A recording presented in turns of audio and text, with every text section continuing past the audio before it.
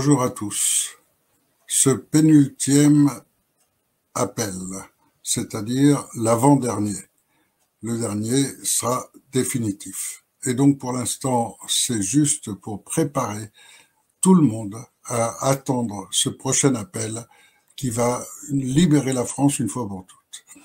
Alors, quelle est la situation? Je pense que tout le monde en est conscient. Tous ceux qui veulent en savoir un peu plus, vous avez une plateforme qui est exceptionnelle parce que c'est dessus que paraissent toutes les vidéos interdites ailleurs, c'est Crowdbanker.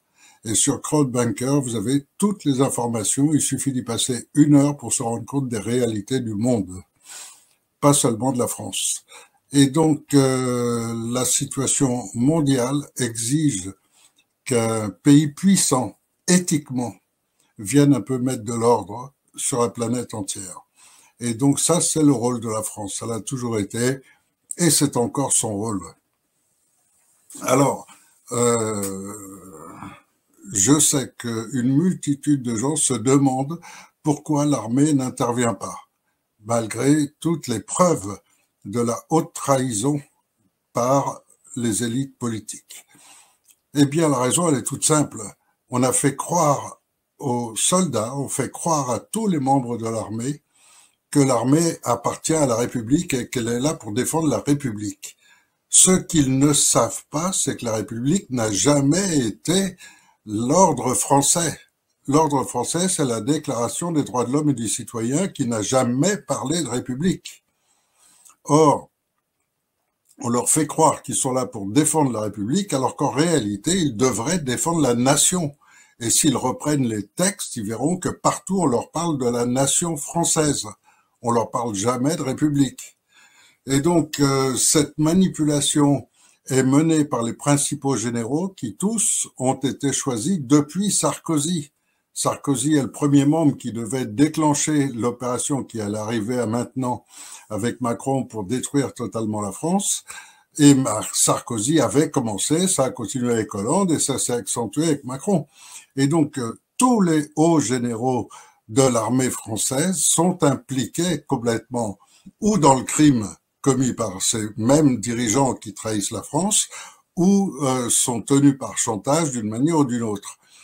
Et après, vous avez tous les officiers, les sous-officiers, vous avez tous ces gens qui, eux, sont plus ou moins conscients, mais qui sont complètement manipulés, formatés à croire qu'ils sont là pour défendre la République, alors qu'en réalité, leur rôle, c'est de défendre la nation française.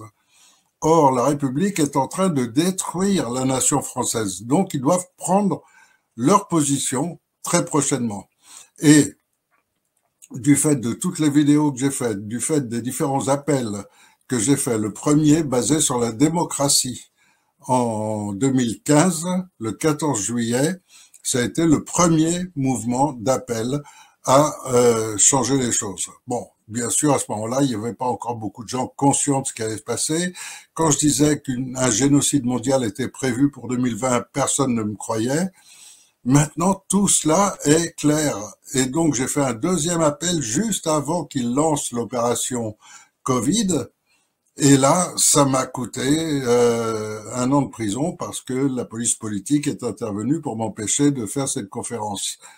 Donc, la réalité, elle est là. Et maintenant, c'est une obligation de réagir très vite pour restaurer l'état de droit. Et l'état de droit, c'est la Déclaration des droits de l'homme et du citoyen, pas la République. La République, ce n'est qu'une forme de gestion du pays qui a été choisie par les politiciens, et en l'occurrence par les grandes familles négrières, par les marchands d'esclaves, par tous ces gens-là qui ont lancé la Première République et commis le pire des crimes, le génocide vendéen.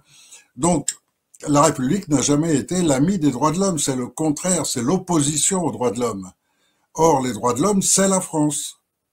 Donc, si les officiers et sous-officiers qui entendent cette vidéo veulent bien prendre la peine d'ouvrir cette déclaration des droits de l'homme, de consulter les différents éléments dont je parle, ils verront clairement qu'effectivement, leur rôle est de défendre le peuple français et le territoire français, l'ensemble représentant la nation et non pas la République. Ils ne sont pas là pour défendre les politiciens et encore moins pour être leurs complices. à manipuler toute la population, à l'appauvrir comme on est en train de le vivre en ce moment.